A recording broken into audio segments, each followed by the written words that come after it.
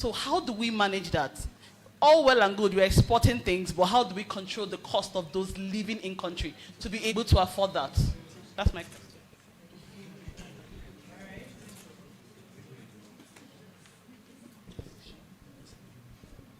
Thank you very much. Good afternoon. I came into this room as a student, and I've been learning from multiple places. But majority of what I had, and I love the perspective Dr. gave about an example from a system in Hong Kong that can give you some real-time forecast or real-time predictive suggestions. So, and I had, when he was talking also, I asked that we have things in silo.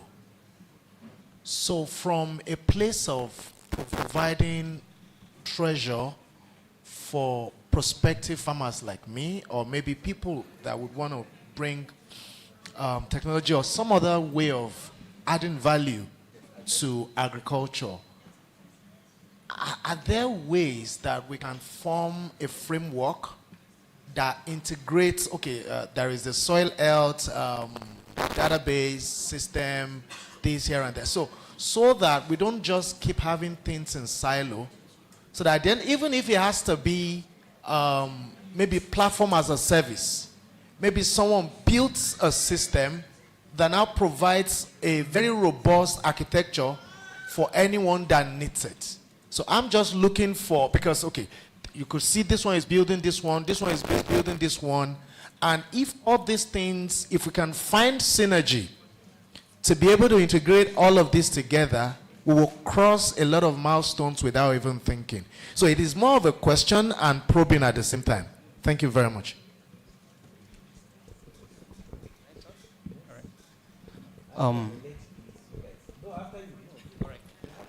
Thank you very much. My name is Collins. From Adamawa State, and that I'm so happy to be here today because Charles is my witness, because we are talking about evidence things. Most of the things that have been discussed here, I think we've discussed like 4 years ago when I have meetings with the Fadama project and the Ministry of Agriculture. And I have to be very honest with you that Nigeria, I would say that they are not serious, the system, because we built system with my partners. Everything right from the time I've entered, everything is on my phone. My phone just go down, is in my car. Everything the doctor said, everything the Ocon said, every projections is on my phone. The result is there. We built a system with my partners in India, okay, that the application is on my phone, that can have all these solutions. My aim, I wrote to World Bank, but nobody answers. I've spoken with the Nigerian MBS, that is Nigerian Bureau of Statistics, because we don't have great data. We don't have anything. And the first thing, sir, you said, you talk about that the applications we have, I can launch it now. It picks directly on real time where I'm sitting down here. Now, the only thing that Google do not allow, not even Google, the Department of Defense, which Donald turn it to the Department of War, do not allow us to have a moving images because of some security reasons. They only allow us to have a still images that can give you between 5 days informations. Now, this system, number one, it has the capacity to map up your land from 1 to 250 per hectare, of which I've done that in Akrisal, Adamawa State. There was a time you are making a presentation in Adamawa State, and the Minister for State of Agriculture, he said that, you can remember, I think after you finish or he finished, he said that we are working on farming on precision. I remember Dr. Chinda and Dr. Jerry, they just look at me because they know we have the tool. And how do we develop that? During the NISAL program, I was one of the EDI, accredited EDI in Adamawa, Taraban, and Abuja. Now, because we know that most of the farmers, now we are giving this very particular money to go for loans, but you cannot identify the farms. So I now contacted my partner so that we can build this thing to fit into the Nigerian system. So I built that to sell it to CBN before this and stuff, so that they can make it an open source.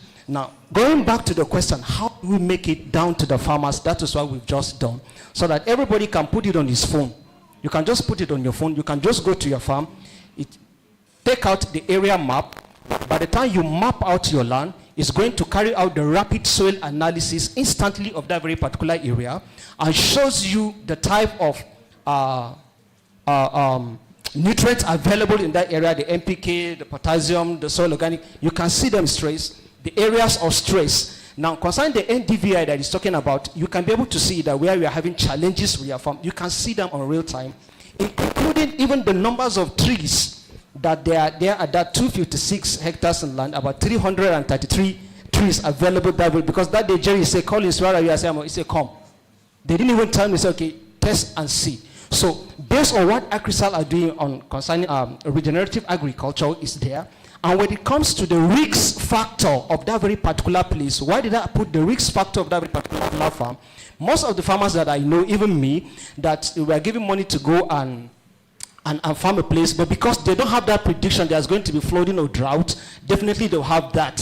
So we now put on, you can retrace back from the application the history of that place to the next 50 years. Now using some of the art observation softwares. And during that time, I contacted SRI, give them, okay, this is what we wanted to do. How do we put all these things together into a one single component so that I can be able to solve the problem of the local farmer? My target is to target the young generations, because now they are the ones that are moving with technology. So there's a lot, there's no time, but there's a lot that we already have those, as he's saying, that we have those solutions with us, but the government are not ready to work with that. Because when I talk with all those MDs, the only thing they tell me that, how much does it cost? Definitely, you know, I know that I lost everything, because they are not even interested. They don't even understand what I'm talking about. They're only talking, how much does it cost? I went and met the senior special advisor to the president on food security. We sat down together with her in Transcorp. She said, Collins, this is the best proposal, the best idea you have come so far, but there is that, how much is it going to cost? So everybody's talking about money. My target is not all about money, it's to save the art that is sick back to its original source. Thank you so much. The solution is available. As I speak to you right now, he knows that we've paid so much money already. We put that even up to date, I still need to balance out about $28,000 so that I can be able to make it simple for all Nigerians to have access to that very particular thing as a simple token. Thank you very much. Thank you.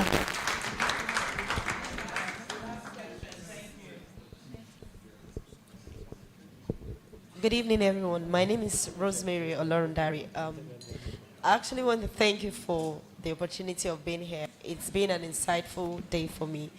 But I just have a simple question. My concern is the program that is going on, the World Bank supported program that is going on, I think, in 19 northern states. Is there any plan of actually scaling up to the other states in Nigeria? Yeah, thank you.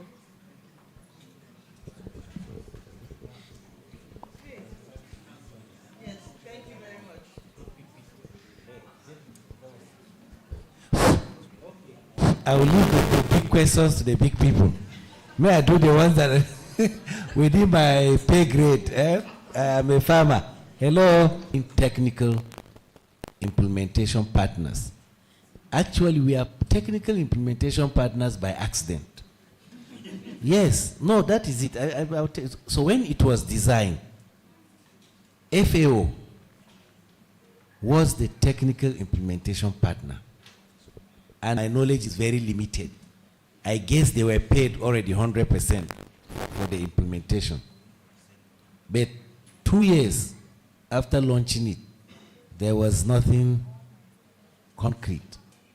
So that is how window opened for other technical implementation. Let me say for ASL as a technical implementation, farmer skill acquisition centers. First, they visited our farm twice. And they said how to do regenerative agriculture. At least that's what we are. We have some portions of our land that has truly regenerated. And we are still working on more. And we have more. So we showed them what we did with our hands, and they liked it. So basically what we are doing now, we are working with them. Now we are in 2 states, Adamawa and FCT, just literally building the lands. creating watersheds, implementing practices for climate smart agriculture, using nature-based solutions. So we do not use fertilizers, we use compost, we use other, we harvest water, runoff rainwater. But to answer your question, I think the project is already cast in stone because it was meant for the arid and semi-arid zones. So 19 northern states with FCT. So it will not be by design.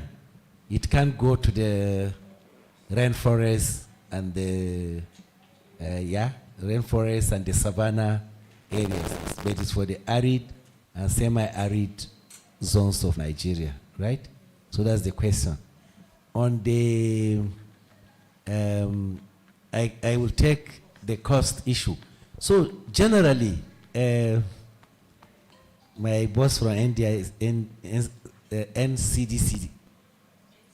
So you ask, why is, I am not speaking for Okumo, but definitely I want to speak generally. Why is made in Nigeria or produced in Nigeria food more expensive? It's not only food. Anything you make out of Nigeria will be more expensive. And do you know why? The reason is simple. It's economics. Production needs input. So let's stick with agriculture and farm. To produce, you need to put in inputs. Inputs could be the ones you use like seeds or fertilizers or labor or technology like mechanization or a processing plant. So like Okumo, they are upstream and they are downstream. In fact, for what I learned is that they are upstream, midstream, and downstream. They do primary production, they do logistics, they do processing. So that cost of processing, in particular, value addition, you cannot be competitive as a processor in Nigeria. It's not possible.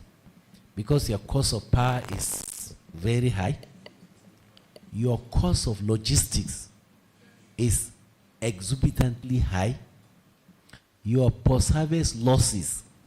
So in SL farm, we do also upstream, midstream, downstream. I was just being introduced to what the grain factory people have collected as dust that came in sesame seed that we bought from farmers. I think like on my rough count, maybe upwards of 5 tons of sand came with the sesame seed. So all of that, you have to discount it as lost. And to remain in business, then you have to transfer that lost produce to income by paying for it with the produce you have at the end of the line. Is that okay? So it's a problem and inefficiencies. And that is why if you look at market, when they say market forces or globalization or whatever, people are looking at how do we create efficiencies along our chain, along the value chain, so that we can be competitive. And that is why places like China has become the global factory. Anything you can make in America, you will make it cheaper in China. Why? Because their cost of production from the scale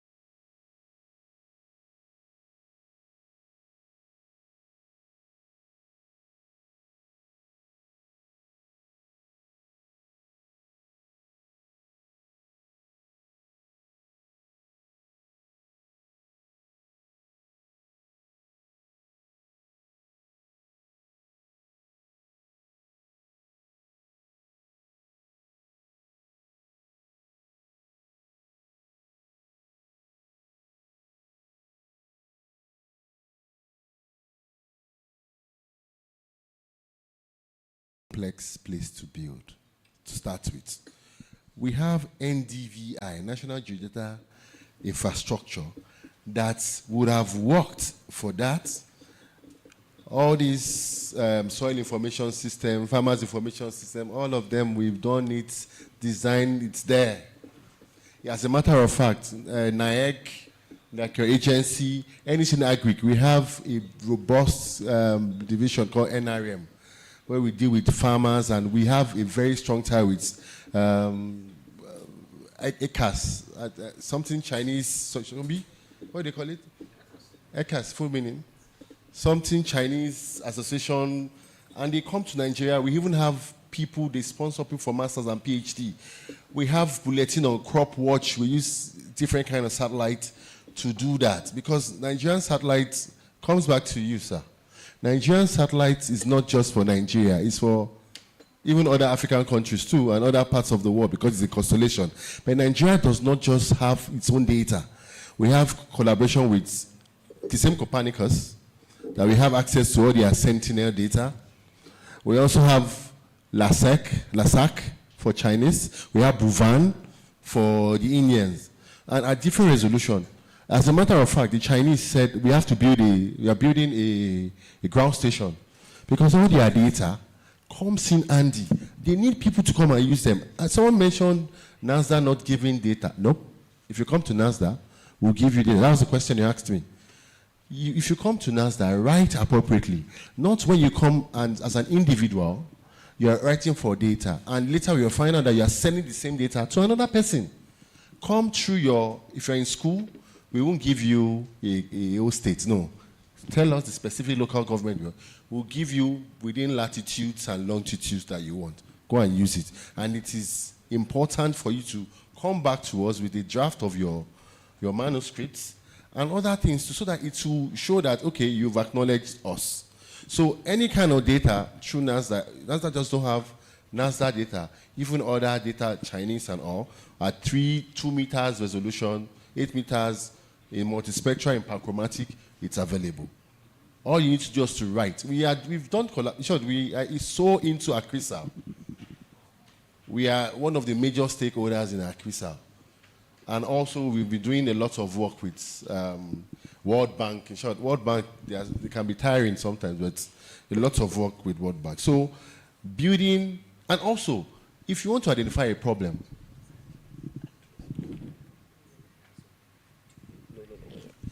before you build anything, there must be a community of practice to identify the problems that we have. We have, like this man that said he has something for Nigeria, you have built it. We have several people that come from every part of the world that have built the same thing for Nigeria. Because the first thing they look at, what is the cost? Who is making the money? Is it cheap for the low ground? The problem of trying to solve a problem. You can't bankroll the government. You can't bankroll an agency. Yet this thing might be very good. And all these things he's talking about. If the NGDI project was working, it would be a platform that you can just subscribe to and get it. He won't have to do, like we're trying to do local content. We are tired of giving our data to Indians and everybody to build it for us, because it's like a modern day slavery. They get access to information about our places. Now you can see, I don't know if it's a Chinese man here. All our forests, we have Chinese inside. And it's all in the name of, we have research, sponsor, come and help us to do this, come and help us to do that. Having soil information system, I think I discussed with this man, it's not something you just say 1 hectare of land is loam or this. It varies, even if it's by geomorphology, it varies. It's by regular loam, is it lazy soil or what? There's a complexity about it.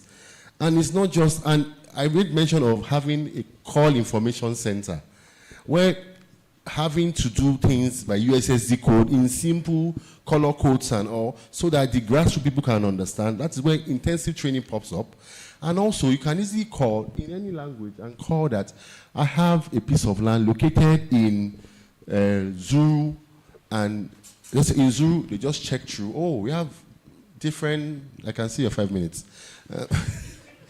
We have different, what do they call it there? Different soil types. And these are the kind of crops that can trend over there. So these are things that we need to consider. And there's someone, sorry, just one more. Yes. The man that talked said he's a medical farmer. Let me add to your problem. You know, have you ever, we in NASDA, we came up with it, but we didn't have support. Every time we open our kids' book, we see Atlas for cash crop. Have you ever heard of Atlas for herbal plants that can solve our problem in this country? Using spectral signature to identify where this, we made a proposal to the NDLEA telling them that by phenology you can have different types of cannabis in different type of period. You just go and burn up and you Showore said we can sell it. If you can sell it, let's make money out of it. Lastly, GIS for insecurity. I think you need to visit NASDA. You come and see, because we train military, all kinds. I think personally I've trained over 50,000 military men at general level and all like that. And we keep training them. We have Defense Space Administration within us. And we've been able to know customs and all, insecurity, farmland. There's this thing, this common indicator. There is, for kidnaps, there is forests and there's kidnap. Why forest? Why the common indicator? We now decide to look at, let's map the forest between Niger all the way to Zamfara. We now just use one entity, schools, at 1 kilometer. When we did all the analysis and we look at newspaper publication and all, 80% of the schools have experienced kidnap. Thank you. Thank you. Yes. And yeah, but there were some specific questions for you. Yeah. Yes, if we could take those quickly. So I'll just start from where Dr. stopped about GIS and security. Personally, myself, back in my state, because of what we're doing in agriculture, and then the police had come in before and say, oh, we want to learn how you guys are using drone technology for this job. We want to apply it to security operations within the state. So personally, I'm also training some members of the police force on how to apply the drone technology into that. So it's actually something that is happening, but you don't expect paperwork from the security forces to say this is what we're doing with GIS. But if you walk into their department, you would see hotspot zones for maybe like the state I am. You would see on the walls there that they have those maps that indicate the hot areas where they have to, addressed by security forces. So all those things are there, but it might not be in the open like this that we're having this conference, but certainly they are there. The question on GIS and how we're handling it with, in collaboration with other departments. Yes, as a GIS person, I wouldn't know some diseases. I'm not a botanist, so I wouldn't know some crops, some types of crops. So we actually do work with a lot of departments, like in Okumoe Palm Plantation. We have those departments we call phytosanitary departments. So they take care of the type of diseases, the type of pest. They are the ones we have trained how to collect the data. So mine is like spectral signatures on drones. They would give us what you can see on ground. Then we'll pick, for example, I will give you maybe a palm is lacking nitrogen. I cannot tell you that this palm is lacking nitrogen, but somebody from the phytosanitary will tell you this coloration in this leaf is because this palm is lacking nitrogen. So we'll pick those samples. And then we train the models back on the system to identify those samples, and then we can have them across the entire farm. The same method is being applied with pests. What the pest does, like you would have bed weavers that would come into the plantation. So the effect of what they do to our palm is what we mapped, and then we train the models on the system to identify some of those things, and then we can have them all around the plantation. So we collaborate with other units within the same plantation to do that. And also we have research and development departments, okay, just like ACL is doing. We have best management practices. So for us to have data on some of those things, we go to the best management practices, and then we take what they are putting into those research and development, we take them back to our own lab, and then we develop them straight into GIS. That is what we are using for the analysis we are doing. Just to say, the person that asked about the the price for Okumu, actually the pricing system for Okumu is from the local market. Just maybe for, you are just privy to this information because you are here. We don't just sit back within our plantation and decide how much we want to sell the oil to you. We go to the marketplaces and then we ask how much the oil is being sold to them from the local market, and then we go back. But the advantage you have with Okumu oil, if I should sell it to you, is the fact that FFA in our oil is the lowest across the country. You would not have that because you're processing it in the market, you're doing it from home, you are not testing anything. But Okumu oil is coming from the factory, and these things are processed to the minimum. So that's the advantage you have. Now, of course, if you have a premium oil like that, you don't expect the price to be the same. Thank you. Thank you. Thank you so much. Thank you so much, Dr. Andrew Kwasari. It's such an honor to glean from the knowledge shared here. Thank you, Dr. Laide, for sharing all the wealth of information that you shared here. Thank you also, and Dr. Anyebeth Okon, yes. You will go home with your honorary doctorate. Thank you so much. Please, a round of applause to them. The conversation does not end here. This meeting has been such a wonderful experience to learn, to hear new things, and to continue talking. We need to continue the conversation because our solutions are in these conversations. We will hear new things, we will hear new innovations that will bring out the solutions that we're all looking for. So thank you very much, everyone.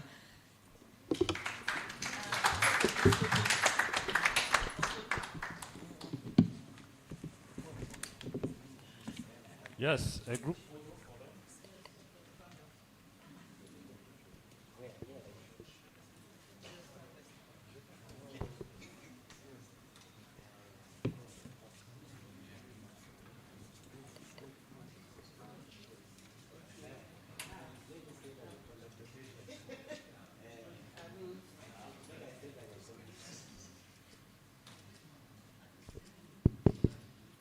Okay. I'm sure what I'm saying will not enter the photograph. I kept standing here, sitting up, carrying notice. You know, I just reminded me of the story of one of my uncles that wanted an event, a church service to finish quickly. So what he decided to do was he just went and carried the Baiko, the offering, this thing, kept in front and put his own and went back. Thinking by doing that, the pastor will now say, okay, it's time for us to go. I've been doing that since they refused to notice me. So I assure you all, we have come to the end of this event. I'm assuring you that one. You people should not think I'm... Hey, well, they have given me one very big, I think I'll be a doctor too at the end of this one. Because we can see that we started today, some of us are students, but I'm sure that now we are finishing off as ambassadors. Some of us started as laymen, and I'm sure that we are finished today as experts. We are going to honor everybody. Because for you to have stayed all through this, from morning to this point, everyone has a certificate that will tell you that this is a proof that you've been staying, you've been around, and have been attending, and have been attentive to the GIS 2025 day that we've just had. So we are going to have certificates. I know that people already had their gift bags. I wanted to give those gift bags till the end, but somehow some people did cool for me. And people have already picked theirs and they have started going. We are going to have your certificates here with your names all on this table. So as you go, you'll be able to pick your certificate with your name on it, and so that you'd show anywhere you go that really, really you've attended this very awesome program. I am supposed to call my Oga to come and give the vote of thanks, but she is a woman of very few words. And she stood from somewhere and said, you know what, since you're a very worthy person, and of course, I'm making you worthy to now give the closing remarks, if you understand what I'm saying. So ladies and gentlemen, we started today with a very, very big question. We started with one question, which is, can geospatial innovation revive the lost glory of agriculture? I'm sure that's how we started today. But after today, we know that the answer is not just yes. The answer is that it is already happening. You've seen it in the oil palm plantations. You've seen it in the project Juria that SCL is championing. You've seen it in the wetland reclamation that we are talking about in Duam. You've heard it from the partners and the experts in the field. Now the question is, what will you do with what you've learned today? Will you go back and it becomes business as usual? Or will you ask, how can GIS make my work more precise, more effective, and more impactful? So tomorrow, make your mind no cut, say I dey talk tomorrow. This thing is ending today. But tomorrow is not just another day. Tomorrow is the day after GIS Day, when we take knowledge and turn it into action. Abi? So thank you for your attention. Thank you for all your questions. Thank you for your commitment to agricultural transformation. Safe travels to all those who are leaving. For those staying, let us continue the conversation. GIS Day 2025, GIS Day 2025, right? The mission is accomplished. And if I were you, I'll clap and wave. Thank you very much, ladies and gentlemen.